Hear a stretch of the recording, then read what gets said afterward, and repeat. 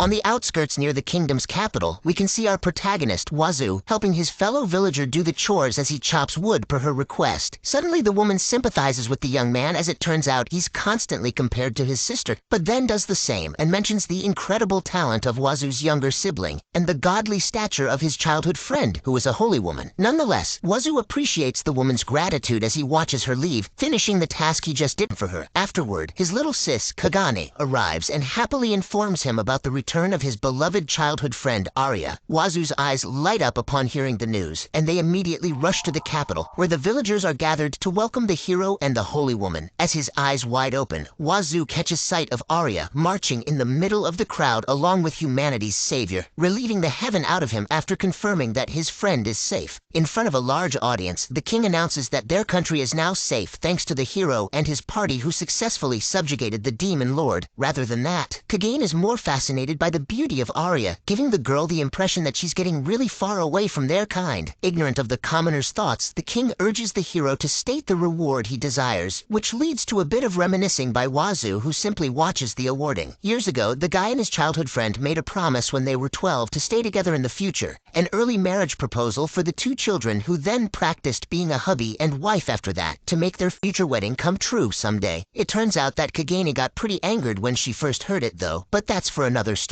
Unfortunately, the situation goes downhill a year after their engagement when the knights arrive to spread the news of the Demon King's appearance, forcibly recruiting Arya as the saintess for the hero party. Without second thoughts, Wazu volunteers to go with his fiancée only to receive the disgusted faces of the priests and the mockery of the man who will then become the hero, asking him what an ordinary guy like himself can do to help subjugate the demon lord. Regrettably, the memory recollection ends with Wazu showing a frustrated face after remembering those bitter memories. Thankfully, Kagane is there to light some hope in him as she expresses her genuine wish to go back to their usual days with Arya when they were still younger. Thus, Wazu gains the confidence that it will surely happen now that the saintess has returned home. But as if to crush their dreams, the hero states his wish by grabbing Arya's shoulder and declaring that he wants to turn the holy woman into his wife. Watching humanity's savior kissing his beloved childhood friend erases all the hope and joy inside Wazu, and he slips through the large crowd to run away from the scene, unable to bear any more of the heartache. On this day, which is also the young man's 15th birthday, Wazu runs toward his home, ignoring the citizens' confusion as he eventually arrives at his house and showers their cute drawing with Arya with tears. Ready to depart, Wazu wishes for the happiness of the girl he loves with all his heart, leaving a note telling everyone not to look for him, along with an aching congratulatory message to Arya and her new man. With a determined look on his face, Wazu pours all his bitterness, frustration, and sadness to venture into the woods, heading toward a monster-filled mountain. Unfortunately, the next event isn't what this guy expects, as he finds himself passing through the large bushes to run away from somebody. As he turns around, however, Wazu catches sight of his pursuers close to turning him into their food as a humanoid cat and fish with bulk muscles are teaming up to make the guy their lunch. This weird combination of monsters continues chasing their prey, with the fish throwing a medium-sized twig toward the pitiful human. Fortunately, Wazu dodges it by a hair's breadth and successfully maintains a safe distance between him and the pursuers. But this guy might be out of luck as he then trips on an enormous tree's root and stumbles on the ground. You better beg for some luck from that Kazuma guy. Sadly, there's no time for that because the cat and fish monsters are raring to grab some taste at the human, and Wazu can't convince them that he tastes terrible, given that their taste buds are on a whole lot different level, and this boy might actually look like some kind of full-course seafood for them. In addition, there's little to no chance that Wazu can talk his way out of this, seeing that the human-sized furball is growling at him. Run! Then Wazu sprints for his life toward the bridge that will lead him closer to the notorious dangerous mountain, choosing the unpredictable yet surely life-threatening fate there, rather than becoming cat food or fish feed here. However, his decision to cross the bridge is something delightful for the monsters, and a great surprise for Wazu, who sees the two destroying the bridge to make him fall. His complaints are ignored by everyone, but Wazu fortunately makes it to the other side of the path without falling, although the predators are still running after him. To his surprise, a loud bang echoes in the woods, brought by an extraordinary slash from the cat who hits the tree near Wazu and makes it fall. Even though his partner misses their prey, the fish still jumps in celebration, and that's because Wazu is back in the corner and has absolutely no way of escaping from the grasp of the weird combi who wants to devour him. When all he can do is clench his fist in frustration, the fish and the cat strangely look above and mysteriously stop approaching their lunch, trembling as they point at Wazu's back like they're afraid of something. Therefore, the human turns around to see what it is that they're getting terrified of, only to see a pair of enormous wings owned by a fearsome dragon standing before them along with its companion, who has a skull for a face and demonic horns, Neil. The figures of the two are too intimidating, even for the cat and fish, who shriek in horror after staring at their faces. Unfortunately for those beastmen, Neil notices their presence, which might be because they look delicious and all, so they hurriedly run for their lives and abort their mission of making a human their lunch. That same man is still in the area, however, and the two conclude just by seeing his appearance that Wazu is not a rare elf, but a mere human lost in the forest. On the other hand, Wazu is speechless and can't even say a word to react to the presence of these terrifying entities,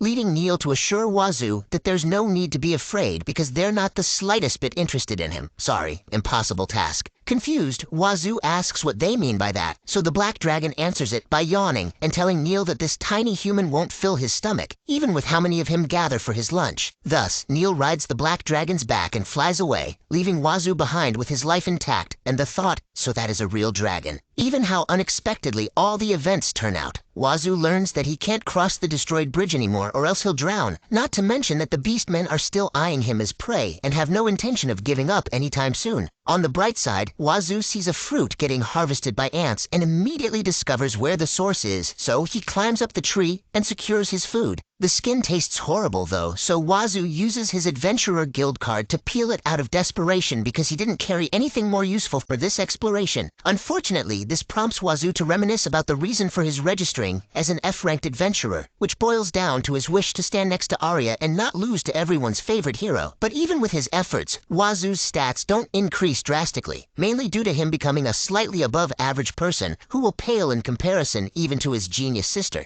Still, the wish to get along with the two lingers in his mind, although it tightens his chest just by thinking about Arya and the fact that he can no longer leave the forest. Not to mention that this guy can't even fight the two beastmen earlier. He's pretty dejected, but Wazu sees some hope in the infamous mountain, given that the S-ranked monsters here have no interest in him whatsoever, like the Black Dragon. Thus, Wazu continues his own expedition only to suffer from the scorching sun, dense fog, raging storms, and the endless changes of extreme weather. Fortunately, Wazu survives to see another day, but the look on his face says he's questioning if he's in some kind of a Shounen protagonist training. That's definitely not the case, of course, and Wazu's hardships go on as he then decides to hole himself in a cave between the forest and the mountain because both places are undeniably dangerous. On top of that, hunger befalls Wazu, so he needs to go out from time to time and gather some fruits to eat to survive, only to find himself falling from the tree, albeit finding success in getting his first meal in 3 days. Want some dango? After his pitiful attempt, Wazu looks at his body and learns that he has become so thin that he has lost a concerning amount of weight. After all, willpower isn't enough to put some food in his stomach, and imagining mouth-watering meals will just make it worse. Maybe the writer will drool with you, but sorry, no, nothing to offer.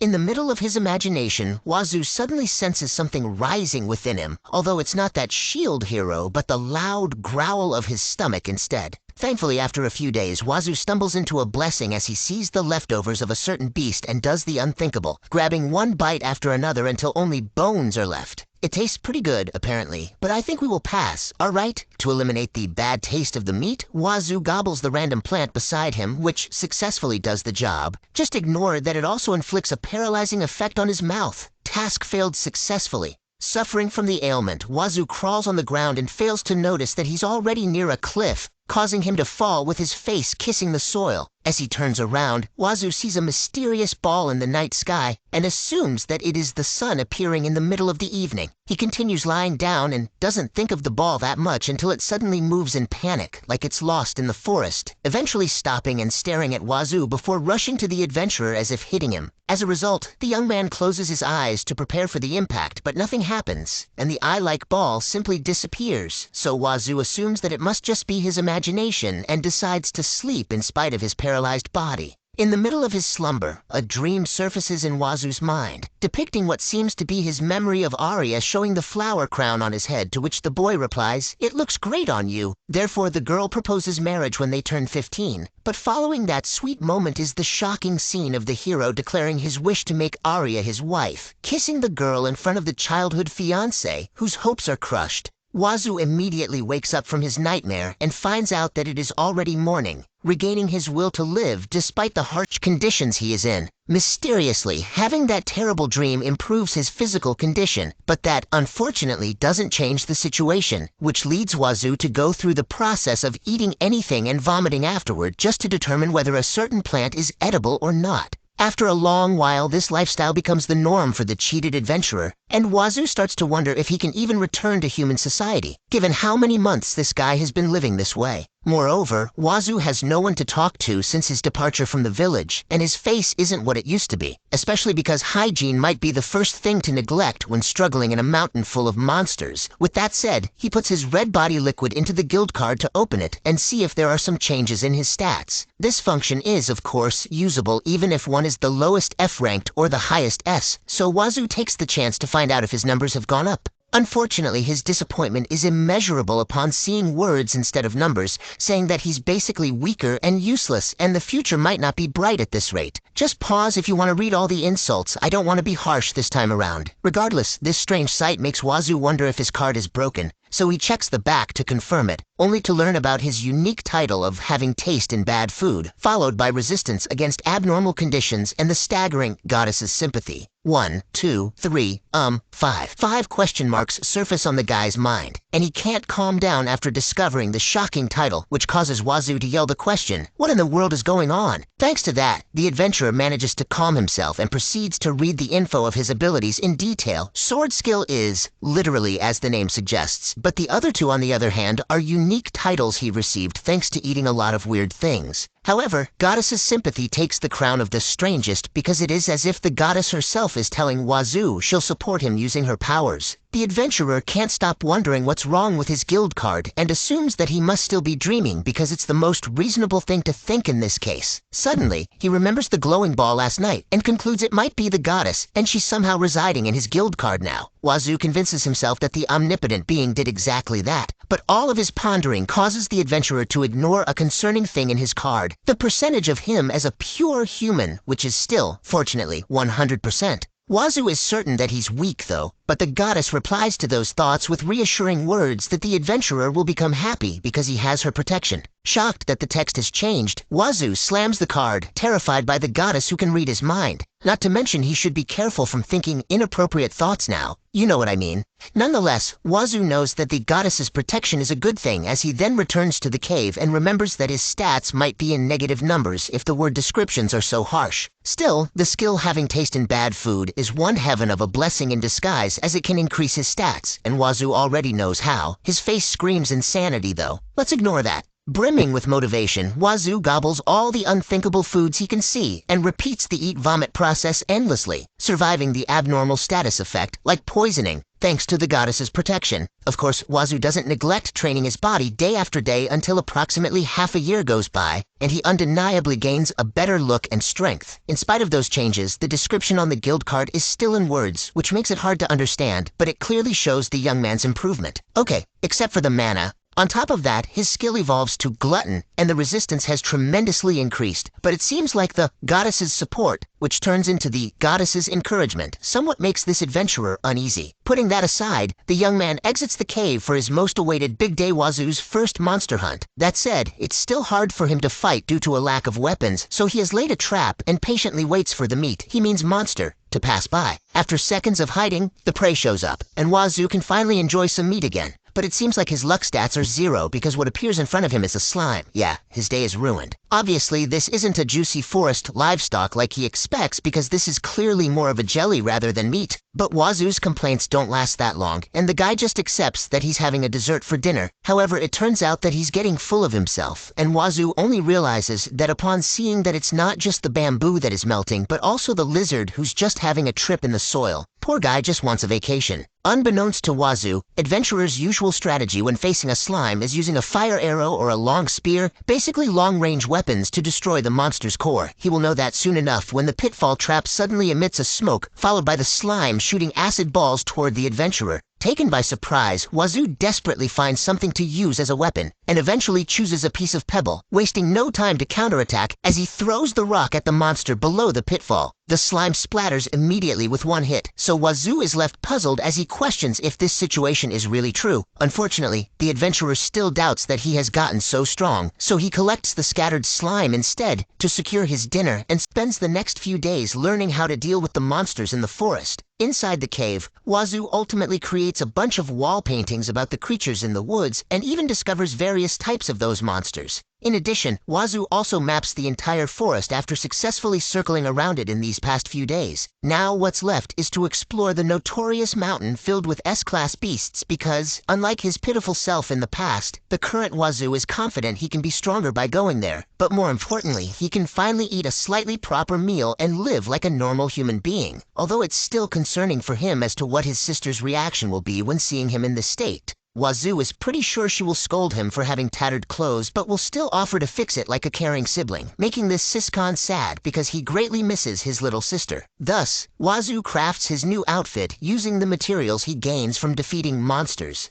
Style. Is that edible? It's not even tasty. Thanks to that, Wazu makes the resolve to head to the mountain first thing tomorrow morning, and that fateful day arrives in the blink of an eye as we see Wazu's evolution ever since taking down that slime 1 year ago. Also, it turns out that it's been a year and a half since this guy departed from his town, and he's clearly more invincible now, given that a monster's fang can no longer scratch him. With that said, Wazu opens the adventurer card and finds out that almost all of them are exaggeratingly absurd except mana points and magic, which are obviously 0. What's concerning, however, is the fact that Wazu is only 88% human now, and it's unclear where the other 12 go. Surely it might be because he's fighting monsters easier due to the effects of Glutton, who now has the word super in it to emphasize evolution. However, Wazu's newfound strength, which, according to the goddess, is close to surpassing hers, will actually make it harder for Wazu to return to his hometown for a whole different reason. Please don't think of eating anything weird because of this, or it is your bowel movement that'll get unbeatable. Going back, Wazu climbs atop the mountain and defeats the monsters he stumbles into due to his wish to determine how strong he really is, revealing that the beasts aren't challenging to him anymore. Eventually, the adventurer reaches the area above the clouds and stares at the beautiful sunrise, greeting him in his adventures. The sudden strong gust interrupts him, however, but what Wazu sees in that split-second moment is something shocking, even for the improved adventurer. After all, what lies ahead is a prideful dragon with the name of Ragnir, crushing a demon in his mouth with its extreme power. Ragnir commences his grand landing near the dumbfounded human, who can only stare in shock while watching the evidently strong dragon. Although it's a bit of a late reaction, Wazu shouts, "A dragon has appeared!" So Ragnir spits the demon in his mouth to ask the young man what a human is doing here. He then wonders who brought the guy to this place that should be unreachable for their race, but Wazu casually answers it with an, "I walked here alone." Well, true, but it seems like Ragnir is not buying his short explanation. But while the dragon is busy getting angry, the demon earlier uses this as a chance to escape from his grasp, leaping away while shouting insults at Ragnir, calling him a dumb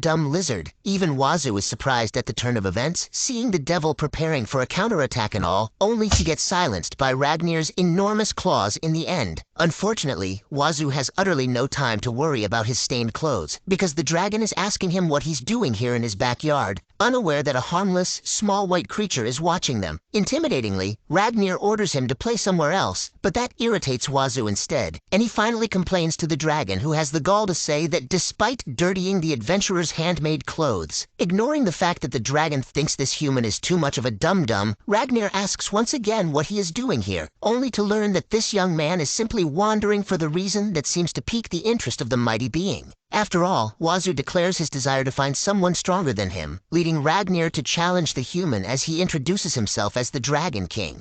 There's no fear in Wazu's eyes, and he provokes the enemy by asking if his title is just self-proclaimed, but Ragnir is simply excited and not enraged as he counters with another threat. In this notorious mountain filled with S-ranked beasts, Wazu faces the fearsome Dragon King with pure confidence and exhilaration, looking at the opponent without an inch of fear whatsoever as he charges toward Ragnir, starting the fierce battle. Meanwhile, in the kingdom capital's center market, the viewers are once again blessed with the appearance of Wazu's little sister talking with a vendor about her journey in the neighboring town and plans to go to the next village. Turns out, the man knows that Kagane is searching for her brother and encourages the girl by assuring her she'll find Wazu soon. Kagane shows a smile that some of you there will surely wish to protect, confident that she will reunite with her brother soon because he's apparently useless without her. Brokan spotted. The vendor agrees that Wazu really is hopeless in that regard and gives Kagane a 50% discount that makes the other consumers jealous. However, behind his cheerful demeanor hides a concern as the vendor then asks the girl if she has found some clues, leading Kagane to reveal her findings, saying Wazu might be in a faraway city because aside from the towns nearby, it's impossible that he heads to the mountain.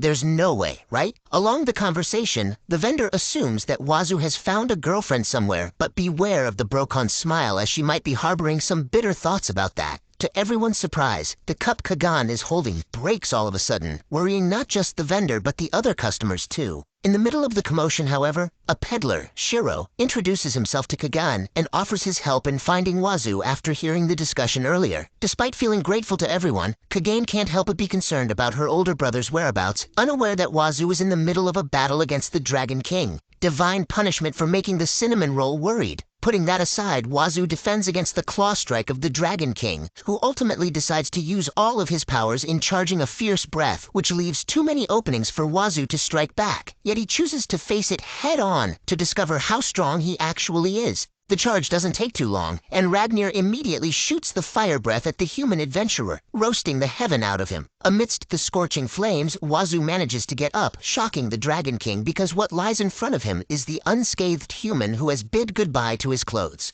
I leave the notorious blur to you, editor, no fan service. On the other hand, seeing Wazu getting concerned at his clothes rather than the attack earlier causes Ragnar to wonder how this human can act so calmly. Of course, that is not the case because Wazu is far from being composed, although it is really the burned outfit that he has complaints about. So the Dragon King urges him to look around, enabling the human to see the ground surrounding him, turning red and melting. His reaction is not what Ragnar expected though, enraging the prideful Dragon King who decides to end this battle once and for all and deal the finishing blow. However, Wazu is getting fed up with his babbles and strikes Ragnar with his fist, grabbing his claws to prevent him from getting struck away, and smashes the Dragon King's stomach, all because he's irritated by Ragnar interrupting his thoughts. Thus, the Dragon King has been sent to the nearby wall with his consciousness fading away, and Wazu is clearly troubled by this result, thinking it's the effect of him turning into an 88% human. Sometime later, Ragnar wakes up shaking his head in confusion and sees his opponent beside him saying, "Good morning," even though it's already nighttime.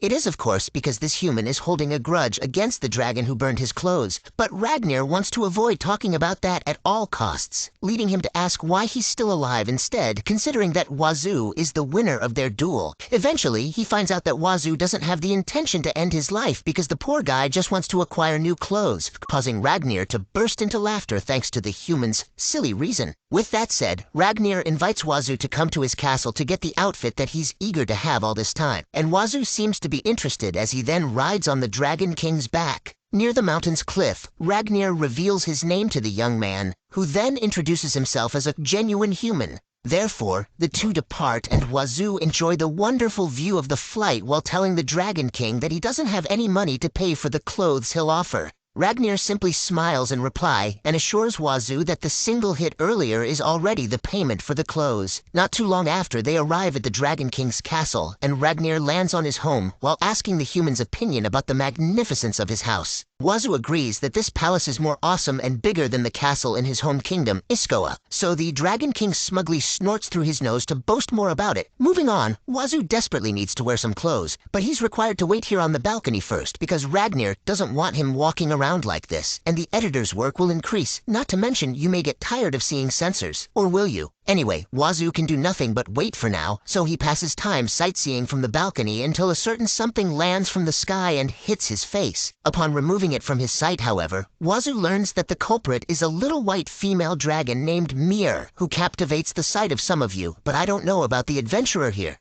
Puzzled, the two tilt their heads as if imitating each other, but Mir suddenly squeaks while circling around Wazu's head, eventually landing on it and bursting into tears. Afterward, her actions become clear to Wazu as he senses the arrival of not just one, but a staggering 4 husbandos in this series. Regrettably, they don't come all the way here for you because these men are raring to punish the human for being shirtless in front of Mir, whom they refer to as Lady. Having no idea what they are talking about, Wazu gets irritated, but that's until he realizes that, yeah, Blurry Man is in for Halloween. Nonetheless, the two parties face each other head-on, prepared to engage in some skirmish, even though Mir is just relaxing on Wazu's hair. That's of no concern for the high elf, Ruto, who attempts a slash at the human only to get his weapon utterly destroyed by him. However, the necromancer Neil, who makes his appearance again, and his werewolf companion Zeal join the fray as they group up while the bulky beastman is grappling with Wazu. Zeal uses the opportunity to hinder the human's movement and immediately backs away when Neil strikes their foe with lightning. To their disappointment, Wazu is absolutely unscathed in spite of the power of their attacks, leading them to get a little bit more serious, starting from Ruto, who shows the magic of a high elf, followed by Neil, who recites a dark and fearsome chant. The werewolf and the beastman, Gain on the other hand, are prepared to show their extraordinary physical prowess, which motivates the human here to bring them down and gain triumph at their life-threatening challenge. That's exactly what happens, and Wazu isn't the slightest bit happy about the results. He's more troubled than satisfied. Afterward, he hears a woman's voice and turns to see an irritated female dragon, who we will call Mel, asking everyone to explain what this fuss is all about. Even Ragnar feels nervous about the situation because this female dragon is none other than his wife, and Wazu catches up to that, although both of these males can't do anything but follow the last boss's orders. When all has gained consciousness, Mel introduces herself as the Dragon King's husband and Mir's mother.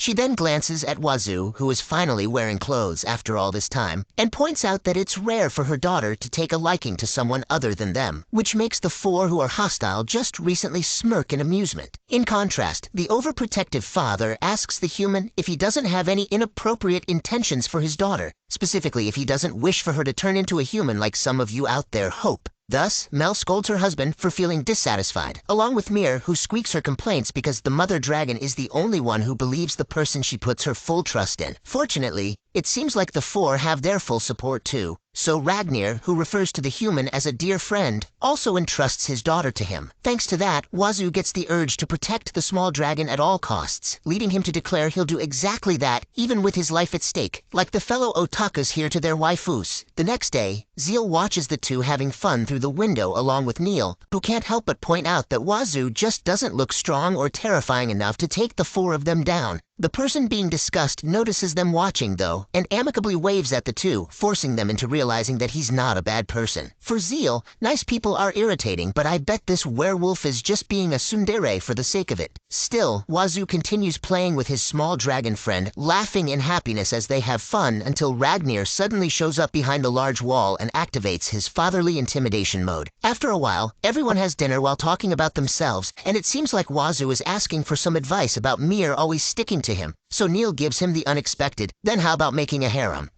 He'll think about it. The peaceful days have gone by in a flash, and Wazu decides to accept Mel's offer to bring Mir to the outside world as he then bids goodbye to the dragon parents. Unfortunately, Wazu receives a threat from Ragnar instead, so he really needs to double down on protecting Mir. On the other hand, Neil reminds the young man of their discussion last night and tells him to be earnest and bold to achieve his harem dreams, to which Wazu replies with a cheerful, "Of course." Therefore, the adventurer embarks on his journey with Mir and decides to go down the mountain, eventually losing track of where he is. As a strange stroke of miracle, the cat and fish beastmen appear in front of him once again to take the human down like their unending goal. Wazu punches them, though, and sends the two flying in the sky like that famous rocket gang team or whatever. Thus, Mir celebrates their victory with an overly cutesy pose, so they return to their original problem of where they should go now. Fortunately, an idea pops into the adventurer's head, leading him to grab the guild card and talk to the goddess, begging her to please show them the way. The goddess hears his prayers and immediately determines Wazu's next path by drawing a cross and making the twig decide which direction the two should go. As a result, Wazu is instructed to head east, where he will apparently gain some fortune anxiety. but the young man is evidently dissatisfied upon knowing the goddess's bizarre method. Even so, Wazu chooses to follow her words, leading him to stumble into some edible fruits and get a random thought about him turning 17 years old. What's the legal age? They vary in every isekai story. Afterward, this teenager and the dragon princess meet a peddler, Shiro, who immediately wishes that Wazu is not a bandit or anything of the sort. Well, the definitely not bandit adventurer is just happy he's talking to a human again, as they then talk about this unique route they are taking.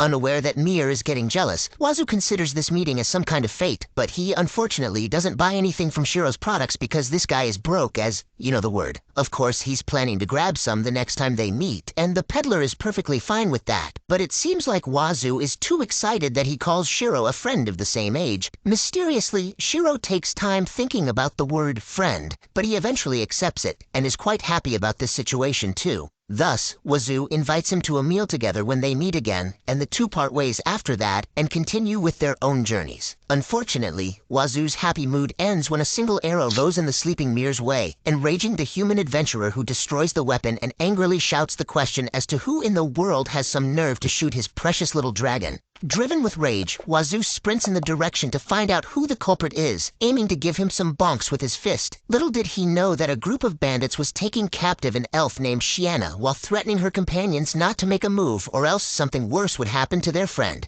The three can only watch in their frustration while the leader of the bandits is having fun, provoking them, confident that these elves, Salona and Luluna, can't lay their hands on them. To their